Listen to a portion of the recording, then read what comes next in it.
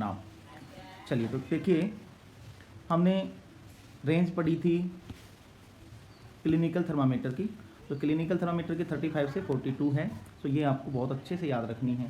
दूसरी बात आ गई, अब बात करते हैं हम लेबोरेटरी थर्मामीटर की। लेबोरेटरी जो थर्मामीटर है उसका यूज़ कहाँ किया जाता है, जैसे कि नाम से ही पता चल रहा है हमें, लेबोरेटरी थर्मामीटर को हम लैब में यूज़ किया जाता है, लैब में यूज़ करते हैं, और इसमें हाई टेम्परेचर और लो टेम्परेचर को मेजरमेंट करने में काम में लिया जाता है। इसकी जो रेंज होती है -10 डिग्री सेल्सियस से लेकर के 110 डिग्री सेल्सियस इसकी रेंज होती है। तो ये बहुत इंपॉर्टेंट है, आपको उसको याद रखना है। एग्ज़ाम में ये आती हैं कि range, explain the range of a thermometer whether may be a clinical thermometer और may be asked by you laboratory thermometer. Got it. चलिए नेक्स्ट देखते हैं, मेजरमेंट कैसे करते हैं। तो ये एक सिंपल चीज़ है, मेजरमेंट करने का तरीका क्या है, स्टैंड कर देते हैं, जो भी जिस चीज़ का हमें टेम्परेचर लेना है उसको नोट डाउन कर लेते हैं, ठीक है। इसमें कुछ भी ऐसी चीज़ नहीं थी जो आपको समझ में नहीं आए। अब यहाँ एक बहुत इंपॉर्टेंट चीज़ है, यहाँ पर ध्यान दें आप, कि एक किंक जैसी बनी हुई है यहाँ पर, ये जो है लेबोरेटरी थर्मामीटर में नहीं होती है, लेकिन आपका जो बॉडी टेम्परेचर को मेजरमेंट करते हैं उसमें ये होती है ना। इस किंक का काम क्या है, ये किंक क्या करती है कि जो इट प्रिवेंट्स, ये जो किंक है it prevents mercury level from falling on it's on, अपने आप ही मर्करी लेवल नीचे ना गिर जाए, इसको रोकने का काम कौन करती है, ये किंक करती है, ठीक है ना। तो इसको झटका लगाते हैं तब इसका जो लेवल है वो नीचे आता है, वो झटका इसलिए लगाते हैं, इसमें किंक लगाई जाती है, ठीक है। आजकल डिजिटल थर्मामीटर आ गए हैं जिसमें मरकरी का यूज़ नहीं किया जाता।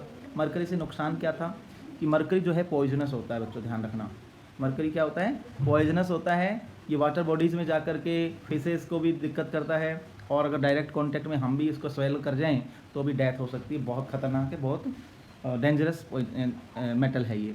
और एक्चुअली में है क्या, ये एक मेटल है, मरकरी क्या है, एक मेटल है, लेकिन रूम टेम्परेचर पर ये लिक्विड स्टेट में रहती है। तो ये भी एक जनरल नॉलेज का भी क्वेश्चन बन जाता है आपका, name a metal which is liquid at room temperature, तो दैट इज़ मरकरी, ठीक है। अब बात आती है अगले चैप्टर की टॉपिक की, ट्रांसफ़र ऑफ हीट। हीट तो हमने पढ़ लिया, लेकिन हीट का जो ट्रांसफ़र है from one place to another place वो कैसे हो रहा है, उसकी 3 मेथड्स हैं यहाँ पर, ठीक है। हम 3 मेथड्स को यहाँ पढ़ेंगे आपकी क्लास में। एक है कंडक्शन, दूसरा है कन्वेक्शन, और तीसरा क्या है बताएंगे कोई, रेडिएशन, क्या बोलते हैं उसको, रेडिएशन, ठीक है। तो इनको हम वन बारी बारी से पढ़ेंगे। सबसे पहले कंडक्शन में जो है हीट का ट्रांसफ़र क्या होता है, पार्टिकल से पार्टिकल को, यानी कि जैसे यहाँ पे एक आपको एग्जांपल दे रखा है, तो यहाँ फर्स्ट में ये पार्टिकल गर्म होगा, ये अपनी हीट ट्रांसफ़र करेगा नेक्स्ट पार्टिकल को, फिर ये गर्म हो जाएगा, फिर नेक्स्ट पार्टिकल को। इस तरह से पार्टिकल्स अपनी जगह पर रहते हैं, मूव नहीं करते, लेकिन हीट को अगले पार्टिकल्स तक क्या कर देते हैं, ट्रांसफ़र कर देते हैं। So movement of heat like this way is called conduction. In conduction the movement of particle is not taking place, but only the heat is being transferred from one particle to the another particle. Got it? Next is convection. convection में क्या होगा, conductor समझिए आप, conductor और insulator को समझिए पहले, है ना। कन्वेक्शन से पहले हम 2 चीज़ और समझ लेते हैं, कंडक्टर और इंसुलेटर। जो ऑब्जेक्ट्स जो है हीट को अपने बॉडी से थ्रू पास होने देते हैं, दोज आर कॉल्ड कंडक्टर्स, यानी कि जिनके थ्रू टेम्परेचर मूव कर सकता है, ट्रांसफ़र हो सकता है हीट का, उनको हम कंडक्टर बोलेंगे। और ऐसे ऑब्जेक्ट जो अपनी बॉडी से हीट ट्रांसफ़र को अलाउ नहीं करते, उनको हम इंसुलेटर कहते हैं, ठीक है। आप इसके लिए एक एक्टिविटी दी हुई है, यहाँ पर एक्टिविटी कंडक्ट कर सकते हैं। आर्टिकल्स आप अपनी मनपसंद से जिस तरह से रख दें, बहुत सारे आर्टिकल्स ले सकते हैं। स्टील स्पून किसकी बनी हुई है, या मेटल की बनी हुई है, क्या ये हॉट होती है, गर्म होती है, तो आप ये कंडक्ट कर सकते हैं। दूसरी चीज़, प्लास्टिक का स्केल जो है, प्लास्टिक स्केल यहाँ पे यूज़ कर सकते हैं, वो गर्म होता है कि नहीं होता है, तो ये इस तरह से आप इसकी एक्टिविटी कंडक्ट कर सकते हैं। दूसरा आता है कन्वेक्शन। कन्वेक्शन में होता क्या है कि जो पार्टिकल जिसने हीट ली है, मान लो यहाँ पे हमने किसी एक पार्टिकल को हीट दे दी, अब ये पार्टिकल क्या होगा, अपनी जगह से मूव करके रिप्लेस हो जाएगा और अपनी दूसरी जगह चला जाएगा, ठीक है। अब यहाँ बहुत सारे पार्टिकल इस तरह से होंगे जो अप साइड में चले जाएंगे, बहुत सारे होंगे ऐसे जो अपना प्लेस ट्रांसफ़र कर लेंगे। यहाँ देखो एक जगह खाली हो जाएगी, तो यहाँ इसके पास वाला, यहाँ से जो पार्टिकल्स है जो कि अभी उसने हीट गेन नहीं की है, वो क्या करेगा, इसको नीचे लेकर आ जाएगा। ठीक है, नीचे आने से फिर से सरफेस के कांटेक्ट में आएगा, ये भी गर्म हो जाएगा, ये भी गर्म होकर फिर ये भी ऊपर उठेगा। तो ये कन्वेक्शन की मेथड जो प्रोसेस है वो चल पड़ती है, up and down up and down. Convection में और कंडक्शन में फ़र्क ये है कि कन्वेक्शन में जो पार्टिकल्स हैं वो अपना प्लेस जो है वो चेंज करते हैं, और convection mostly takes place in the gases and in liquids. Got it.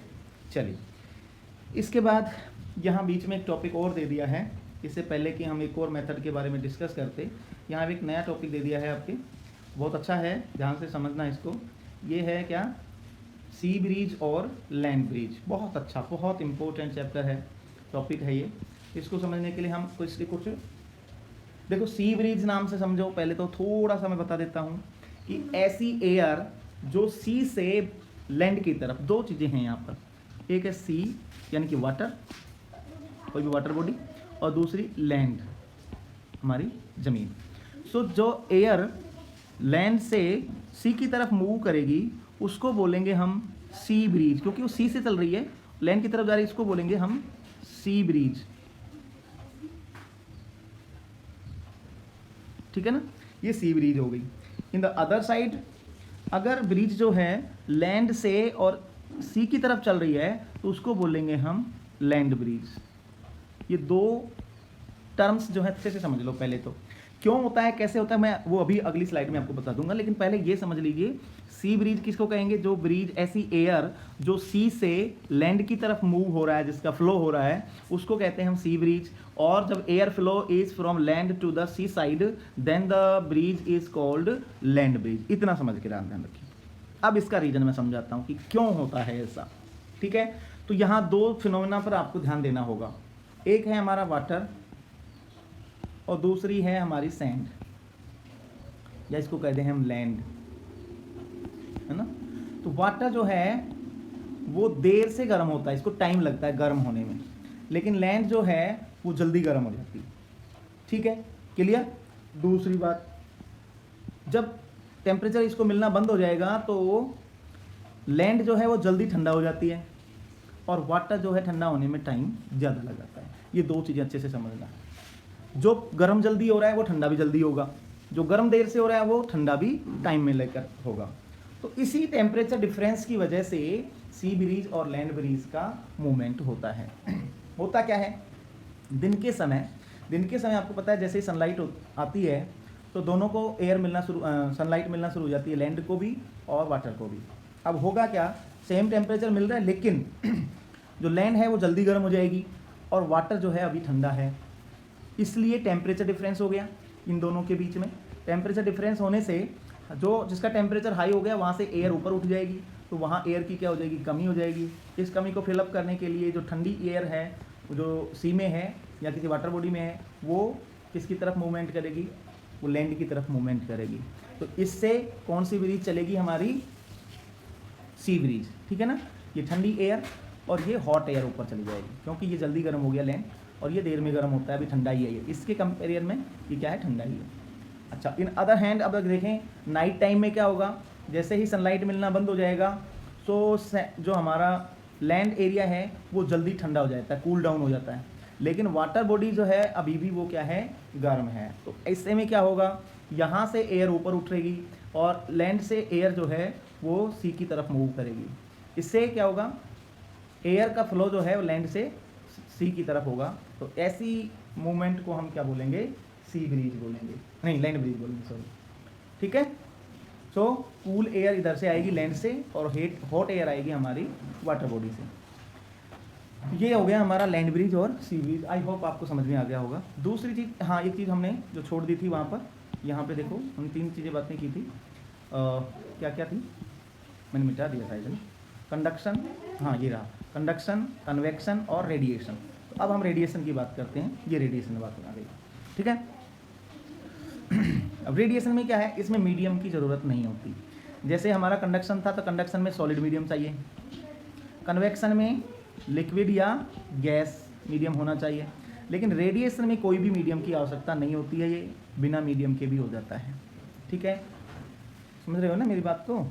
हाँ, जैसे सनलाइट, सन से जो हीट आ रही है हमें, वो रेडिएशन के थ्रू आ रही है। ठीक, अब आगे बात करते हैं हम kinds of clothes we wear during summer और विंटर।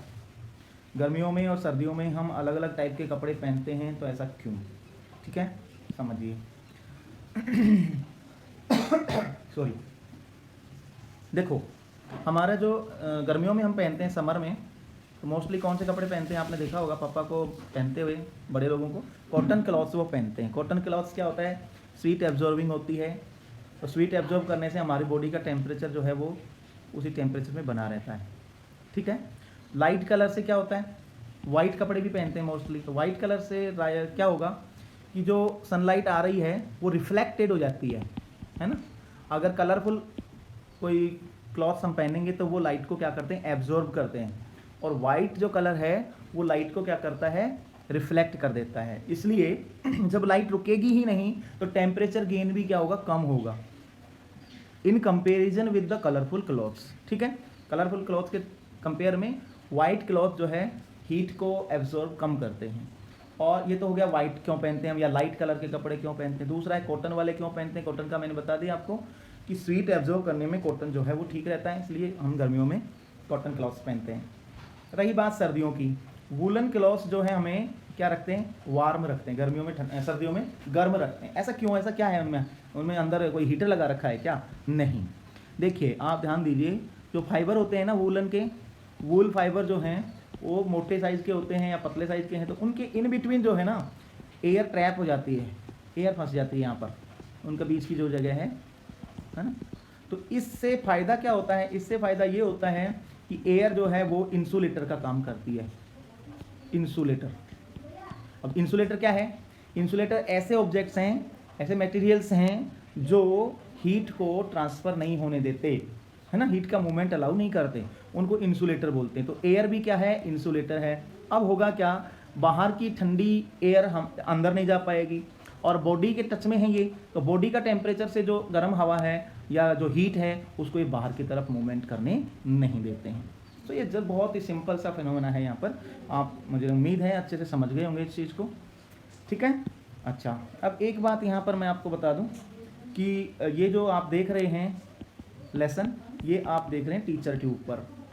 ये टीचर ट्यूब एक यूट्यूब चैनल है, यहाँ पर आप अपनी क्लास के पिछले वीडियो भी देख सकते हैं, जितने भी वीडियो बनाए हैं आप ही के टीचर के द्वारा बनाए हैं। इसमें फ़ायदा ये है, वैसे तो यूट्यूब पे बहुत सारे वीडियो पड़े हैं, लेकिन आपसे समझने के लिए, आपको समझने के लिए जो बेस्ट तरीका है वो आपके टीचर ने आपके लिए ये एक चैनल बनाया है। अगर आपको पिछले वीडियो देखने हैं तो आप यहाँ पर जाइए, टीचर ट्यूब को देखिए, और वहाँ से आप अपना वीडियो देख सकते हैं, और कितनी बार भी देख सकते हैं। ये इसमें कोई लिमिट नहीं है कि हमने 2 बार देखना है, 3 बार, जब तक समझ में नहीं आए दोबारा देखिए, तीसरी बार देखिए। ठीक है, और आप चाहते हैं कि अगले वीडियो आपको मिलते रहें बिना मांगे ही, बिना किसी रिक्वेस्ट के ही आपको आराम से वीडियो मिलते रहें, तो आप क्या करें? चैनल को सब्सक्राइब कर लें। तो आपको क्या होगा? जैसे ही वीडियो डाला जाएगा आपको नोटिफिकेशन मिल जाएगा। एक बेल आइकन होता है ना, उसको भी प्रेस कर लें तो नोटिफिकेशन उससे मिल जाएगा आपको। अगर ये वीडियो पसंद आया, लेसन पसंद आया, तो लाइक ज़रूर करें, क्योंकि यही आपके रिकॉर्ड में काम आएगा। ठीक है, बस इतना ही। ज़्यादा कहूँगा तो आप कहेंगे सर अपना प्रचार कर रहे हैं। मेरा प्रचार नहीं, ये आप ही के फ़ायदे के लिए मैंने बनाया है।